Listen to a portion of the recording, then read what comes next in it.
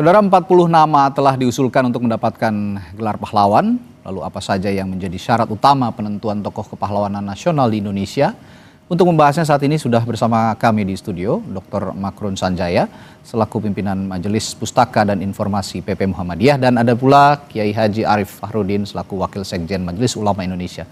Selamat malam Bapak. Assalamualaikum. Waalaikumsalam warahmatullah. Saya ke Pak Makrun dulu. Ya. Pak, dari pandangan Muhammadiyah, tadi kan Pak Menso sudah menyinggung soal pahlawan nasional ini.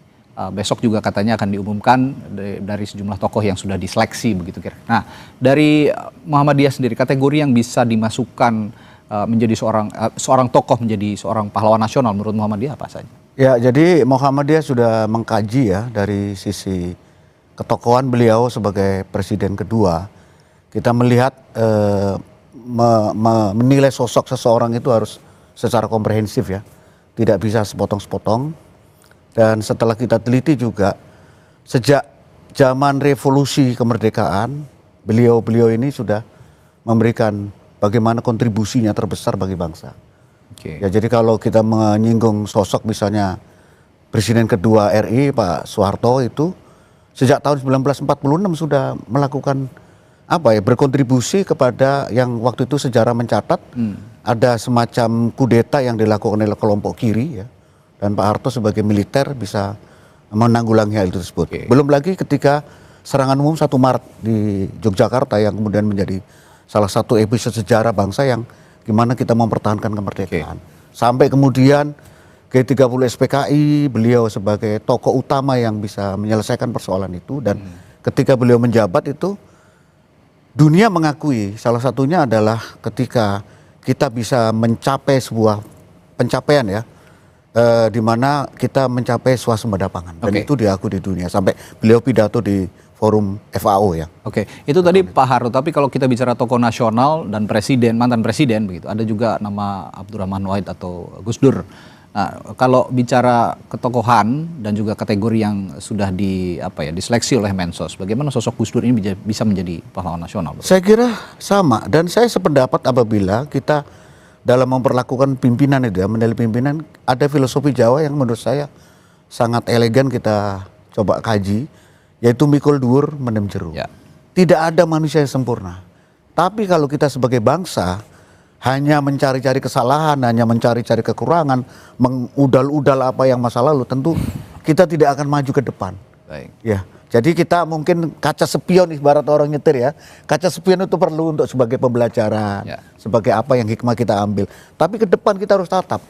Dan saya terinspirasi juga misalnya ketokohannya Nelson Mandela ya, yang kemudian pejuang di Afrika Selatan.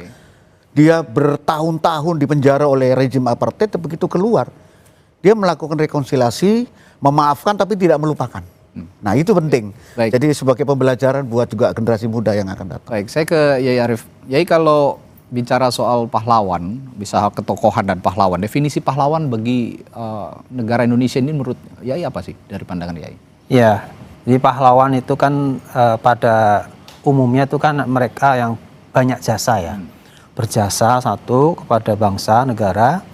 Yang kedua adalah mereka yang rela mengorbankan segala apa yang dia punya demi satu tujuan bersama, yaitu tujuan mendirikan negara bangsa ini. Nah, jadi kata kuncinya dua itu, satu dia berjasa, yang kedua rela berkorban. Ya, maka sesungguhnya pahlawan itu ya bisa kembali kepada masa prakemerdekaan yang berkontribusi pada negara, atau pada waktu modern ini juga bisa banyak pahlawan, gitu loh. Jadi kayak misalkan tenaga kerja kita itu kan juga pahlawan devisa. Jadinya dia yang dedikasinya, kemudian integritasnya itu diserahkan sepenuhnya untuk kemajuan bangsa dan negara ini. Oke.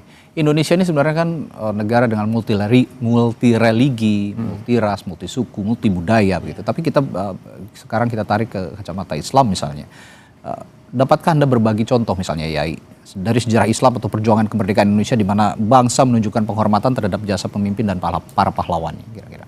Ya, tentu misalnya dalam konteks Indonesia ya, itu kan Indonesia sebagai negara bangsa itu kan memang relatif baru ya ketika sudah diproklamirkan oleh pendiri negara ini, yaitu Soekarno-Hatta. Namun kan sebelum berdirinya nation state itu tentu sudah banyak peristiwa-peristiwa yang menggugah emosi dan membuat engagement bersama untuk kita menciptakan satu bangsa, kayak Sumpah Pemuda, kemudian lahirnya perkumpulan-perkumpulan nasionalis religius sebelumnya.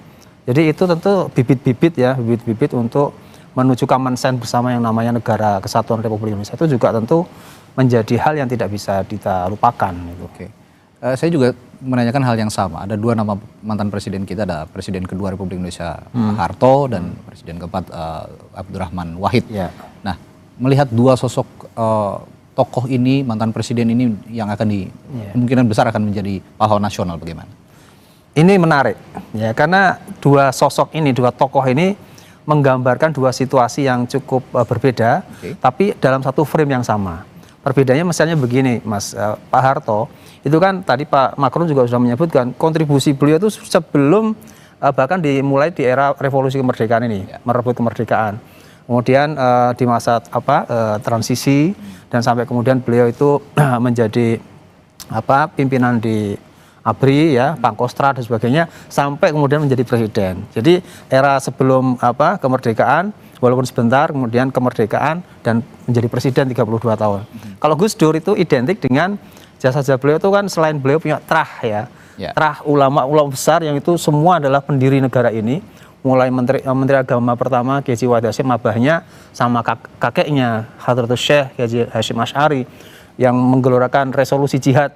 Jadi terahnya memang terah pahlawan pejuang negara, dan di masa kemerdekaan ini atau aktivitas Kiai Haji Abdurrahman Wahid itu kan tokoh civil society, tokoh penggerak Nahdlatul Ulama yang luar biasa kontribusinya untuk negara ini di aspek pendidikan agama, pesantren, kemudian pemberdayaan civil society, dan tadi pluralitas, menghargai pluralitas. Itulah ikon dari Gus Dur. Saya kembali ke Pak Macron. Kalau bicara pahlawan, seorang pahlawan itu adalah teladan bangsa gitu ya Pak Macron ya.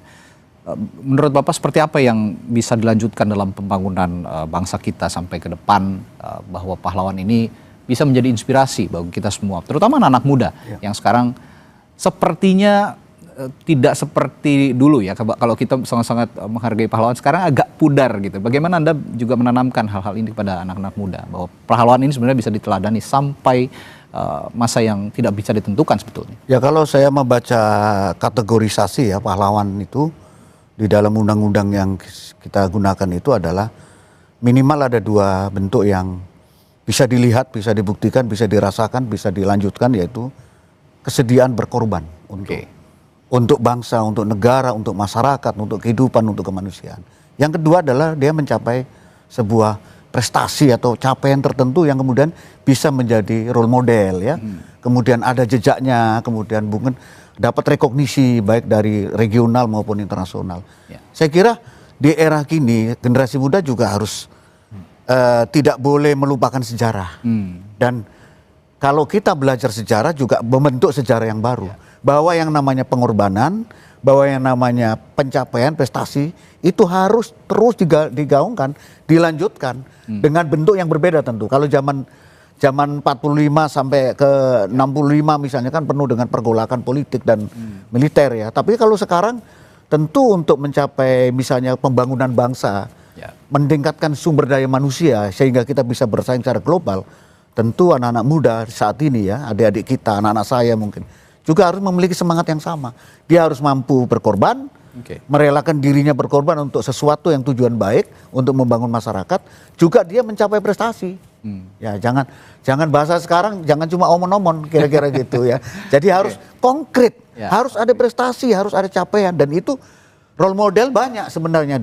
Antara lain dicerminkan oleh para pahlawan, oleh para pemimpin kita, tokoh-tokoh kita, para pejuang-pejuang kita sudah betul-betul mendermakan dirinya untuk bangsa dan negara, untuk masyarakat dan untuk kemanusiaan secara universal. Oke, sesuai dengan topik kita malam hari ini, bangsa besar menghormati jasa pemimpin dan para pahlawan. Nah, saya ingin bertanya juga terkait dengan konteks ini. Menurut Anda, mengapa penghormatan terhadap jasa pemimpin, jasa pahlawan terdahulu ini menjadi salah satu ciri bangsa yang maju dan beradab, gitu kira-kira?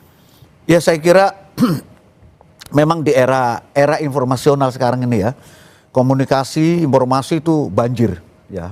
Banjir, abundansi istilahnya. tentu kadang-kadang itu bisa mengikis ya, karena kita ini cenderung globalisasi, ini nilai-nilai yang sebenarnya kita anut, ya kan, yang kita pertahankan, yang diajarkan oleh para sesepuh kita, para orang tua kita, agak mengalami pergeseran. Nah ini mungkin saat ini masa transisi ya, dari sisi budaya, dari sisi pemikiran. Saya kira faktor yang paling penting adalah bagaimana tetap mengikat anak-anak kita, generasi muda, dan menyadarkan negara ini ada karena perjuangan para pendahulu kita. Nggak mungkin kita negara ini eksis kalau tanpa perjuangan para pendahulu kita. Jadi ini harus ditanamkan terus-terus, dan tugas kita adalah membangun ke depan menjadi lebih baik lagi seperti yang diwariskan oleh para pimpinan kita. Yai, saya juga ingin bertanya soal satu hal ya. Pemerintah kita kan sering menggaungkan yang namanya Indonesia Emas 2045 kira-kira. Nanti setelah jeda saya akan tanyakan ke Yai bahwa tagline ini atau Indonesia yang sedang menuju Indonesia Emas 2045 ini, hal apa saja yang sebenarnya bisa dipetik dari nilai-nilai kepahlawanan, terutama kita besok juga akan menghadapi Hari Pahlawan, termasuk yang akan ditetapkan, tokoh-tokoh nasional yang akan ditetapkan, termasuk Presiden kedua dan keempat Republik Indonesia yang akan ditetapkan menjadi pahlawan nasional. Saya akan tanyakan hal itu nanti setelah jeda. Di Sapa Indonesia Malam, tetaplah bersama kami.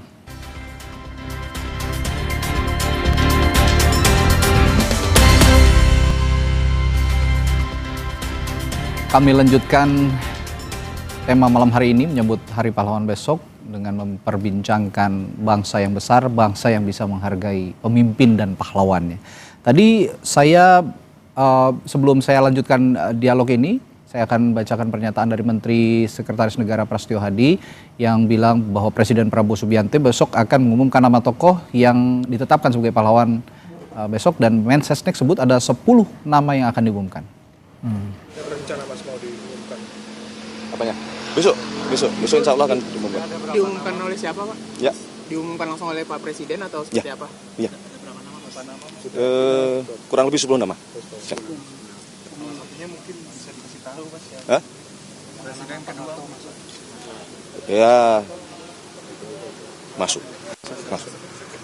Jadi besok akan langsung diumumkan.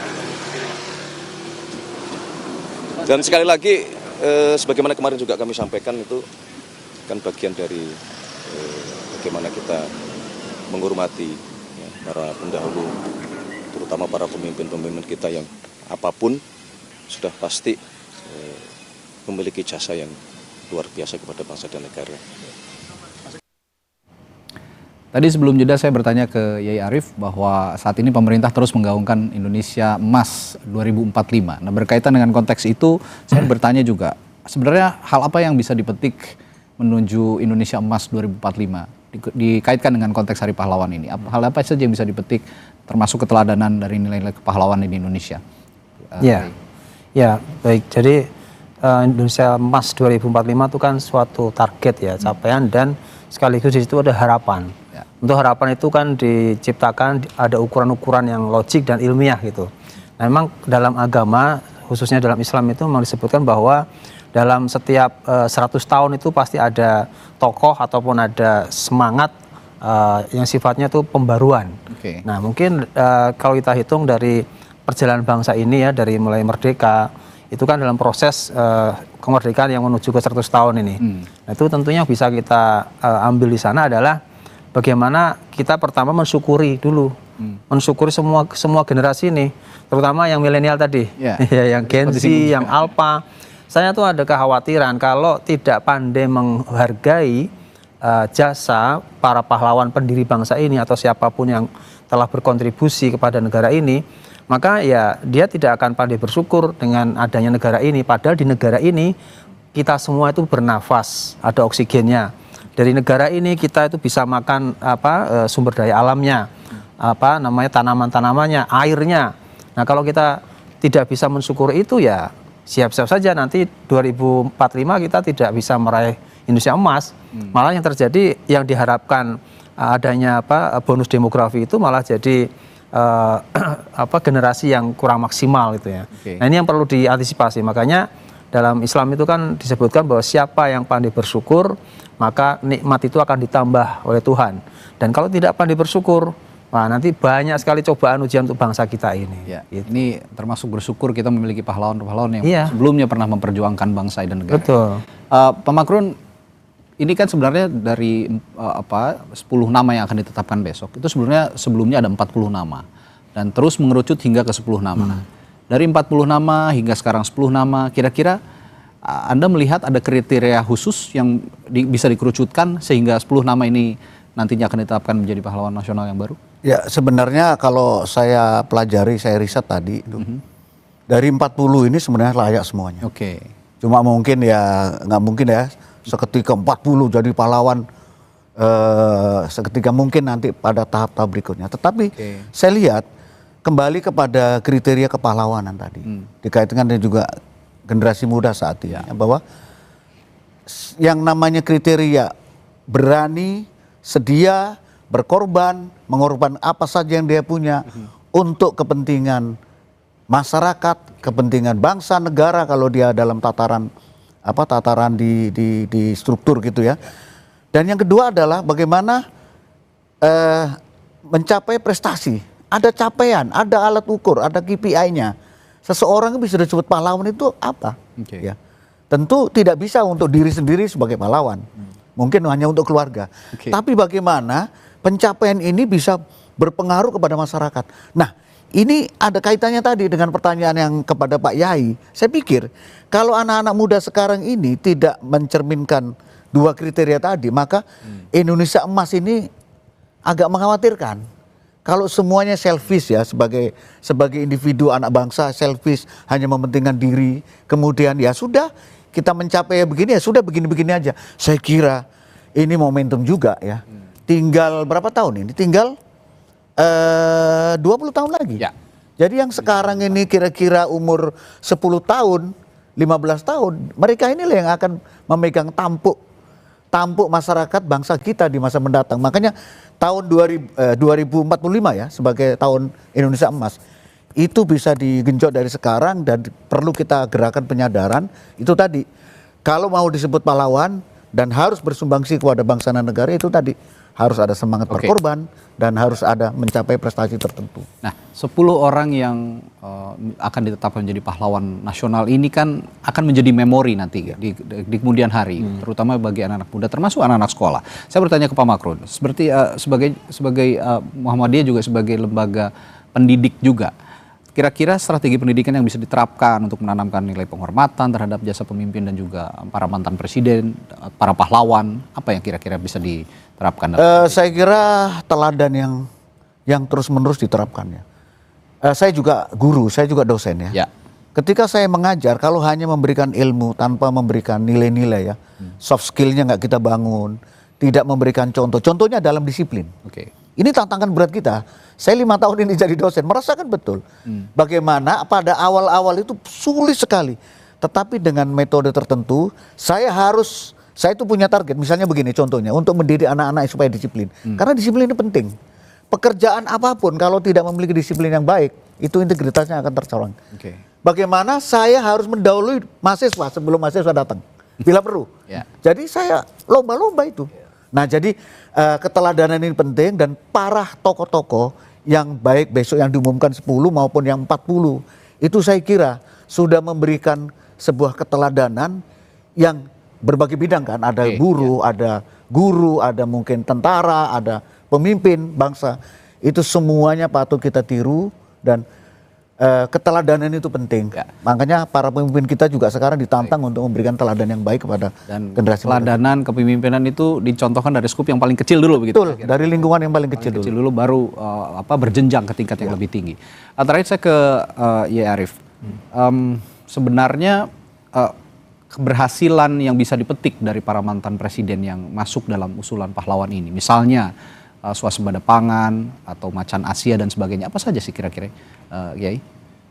Yang sudah dikontribusikan oleh calon penerima gelar pahlawan ini kan, dari para presiden kita itu kan punya tagline masing-masing lah para presiden. Masuk juga Presiden Soeharto, Presiden keempat juga Gus Dur gitu.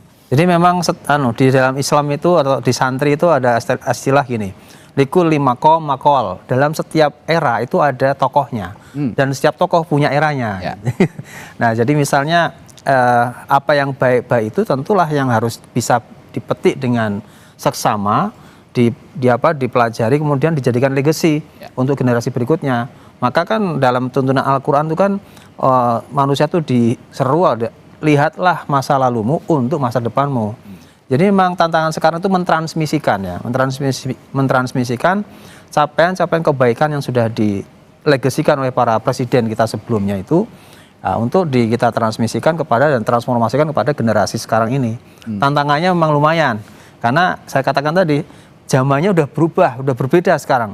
Zamannya udah zaman digital, ya semuanya tantangannya di situ juga, dan sekaligus tidak hanya tantangan juga, itu menjadi peluang juga bagaimana mereaktualisasikan penghormatan kepada orang yang berjasa pada negara ini sesuai dengan kondisi dan tantangan yang ada di era kini. Gitu. Oke, nah balik lagi bicara soal anak muda yang juga harus meneladani para pahlawan.